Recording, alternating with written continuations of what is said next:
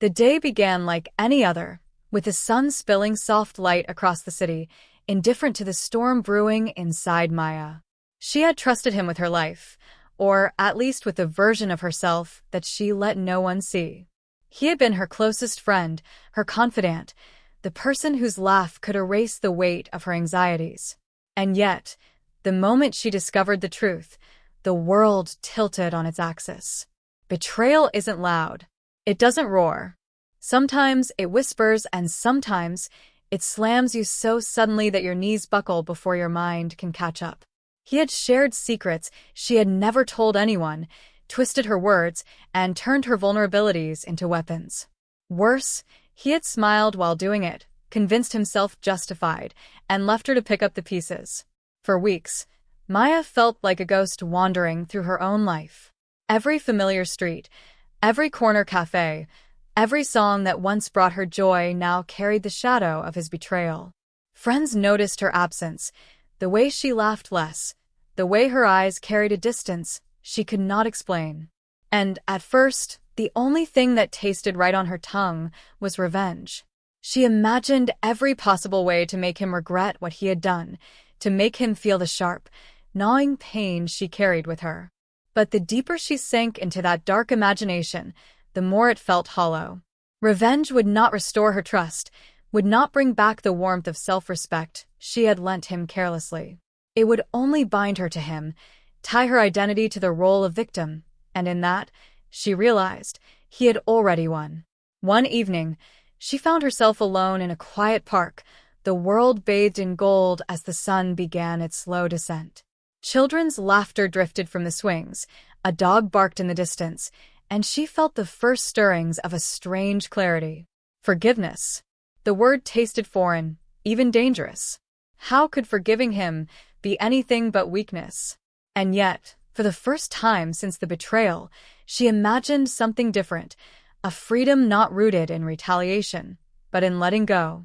Not because he deserved it, but because she deserved peace. She realized that forgiveness was not a pardon for what he had done, it was a declaration of independence. It was taking her own power back, refusing to let his actions dictate her happiness, her worth, her story. Maya's journey was not instantaneous. Forgiveness is not a switch that flips. It is a process, a steady erosion of the anger that clings to your heart. She wrote letters she never sent, spoke to the empty room, cried in the shower, and confronted the parts of herself that felt ashamed for having trusted someone so deeply. And slowly, imperceptibly, the weight began to lift. She started to laugh again, tentatively at first, then with a sound that surprised even her. She nurtured old friendships, opened her heart to new experiences, and discovered that life was richer, more vibrant, and more unpredictable than she had allowed herself to believe. Months later, she ran into him in the bustling streets of the city, a chance encounter that might have once filled her with dread. But now, as their eyes met, she felt nothing but calm. The anger that had once defined her reaction was gone, replaced by something infinitely more satisfying. He saw her, really saw her for the first time in years, and in that silent moment, he understood that she had moved on, that the betrayal had not broken her but had forged her stronger, wiser, untouchable in ways he could never comprehend. There was no confrontation, no dramatic revelation. The revenge she had once craved, the satisfaction of seeing him hurt, humiliated, diminished, had been replaced by the quiet, unshakable power of her own resilience. In choosing forgiveness, Maya had done what no act of vengeance could ever achieve. She reclaimed herself.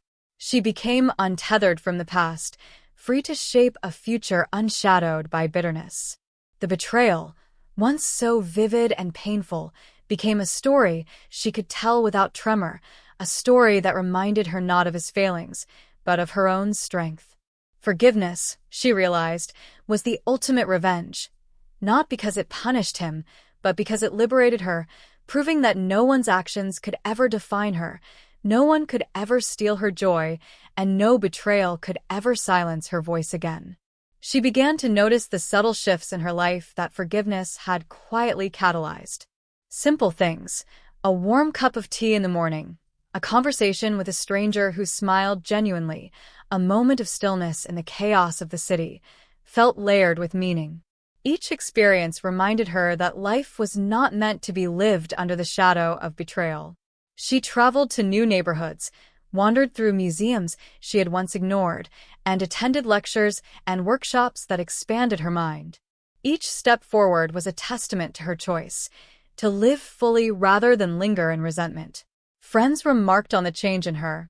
There was a serenity to her movements, a confidence that came not from superiority, but from someone who had faced the darkness and emerged unbroken. They asked how she had managed to get over it, and she found herself smiling, not out of pride, but out of understanding. "I didn't get over it," she said once to a curious friend. "I chose not to let it own me." Forgiveness isn't forgetting. It isn't excusing. It's a decision to stop being held hostage by someone else's cruelty. Even in quiet moments, she reflected on the subtle power of what she had done. In the past, she had imagined revenge as an act of spectacle, something dramatic, loud, satisfying. Yet this calm, unwavering reclamation of her own life was infinitely more devastating to someone who had sought to harm her. They could not undo it, could not argue or apologize or twist words to regain control. She had removed herself from their influence entirely. They were powerless. Maya also began to recognize the deeper lesson in her journey. Forgiveness was a gift she gave herself repeatedly, not a single act. There were days when old wounds threatened to reopen, when memories of betrayal stirred the old fire of anger. But each time, she chose reflection over reaction. She allowed herself to feel the sting, name it, and then release it, like letting leaves float down a stream rather than clutching them until they rotted in her hands. Each act reinforced her autonomy, her inner strength, and the quiet joy that came from knowing she was no longer defined by someone else's choices. Over time, she discovered that forgiveness had a ripple effect beyond her personal peace. Her relationships deepened, unburdened by jealousy or mistrust. She noticed how people were drawn to her resilience, not as something to envy, but as something that inspired them to confront their own pain. Her life became a canvas, painted with intention, not fear. She invested in projects she once doubted she could manage, forged new connections, and found opportunities that had seemed impossible when she was shackled by anger. In the end, the true beauty of her story lay in its quiet power. She never needed to humiliate him, expose him, or make the world see his faults. The world already saw it, her transformation, her vibrancy, her unstoppable momentum. That was the revenge no one could diminish, the revenge that required no malice, only courage, choosing to live joyfully, fully, and freely in the aftermath of betrayal. Forgiveness had not only healed her, it had elevated her to a place where she was untouchable, where her peace, her happiness, and her self-worth were hers alone, and that, in itself, was a triumph more potent than any punishment she could have imagined. Absolutely. Let's continue Maya's journey, diving even deeper into her inner world and the subtleties of her transformation. Time passed, and with it came a rhythm that was neither forced nor hurried. Maya learned to recognize the quiet victories that punctuated her days. One afternoon, while walking along the riverbank, she noticed the sunlight dancing on the water in a way that seemed almost deliberate, as if the universe itself was acknowledging her resilience. She paused to watch it, letting the ripples mirror the quiet ripples of her own healing. She realized that every small act of letting go, every thought she refused to dwell on, every old grievance she chose not to replay, had accumulated into something far greater than she had ever imagined.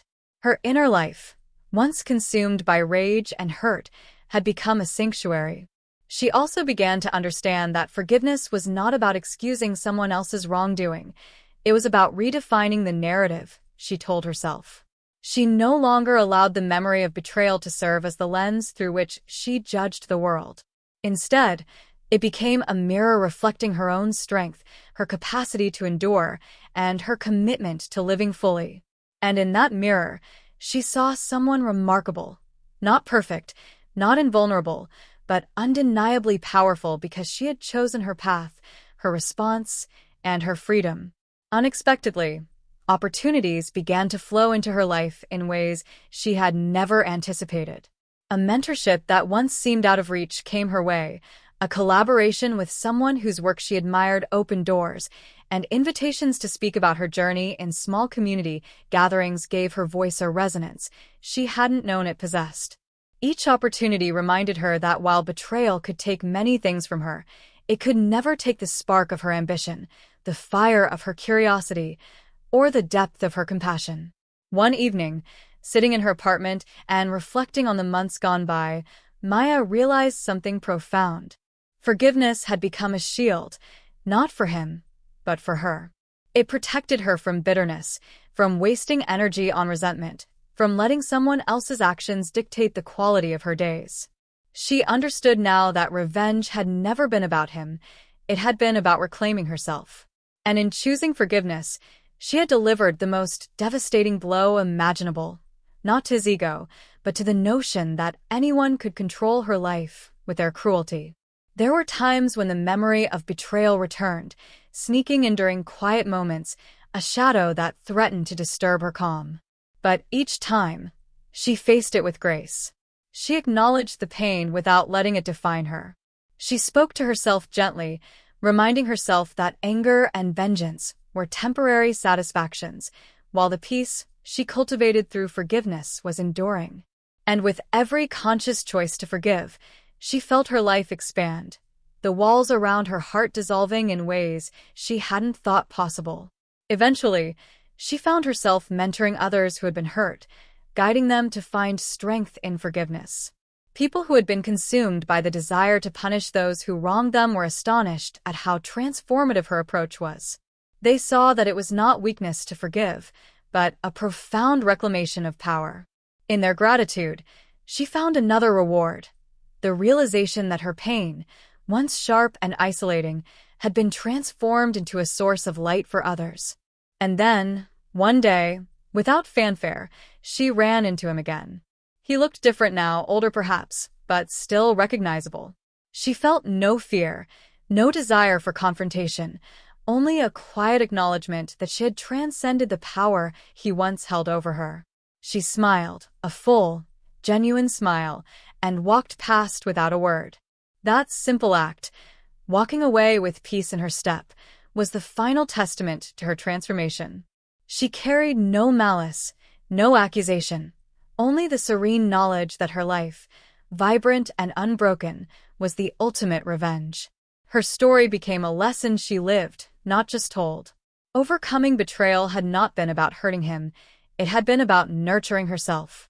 Every sunrise she witnessed, every connection she deepened, every goal she achieved reinforced the truth she had discovered.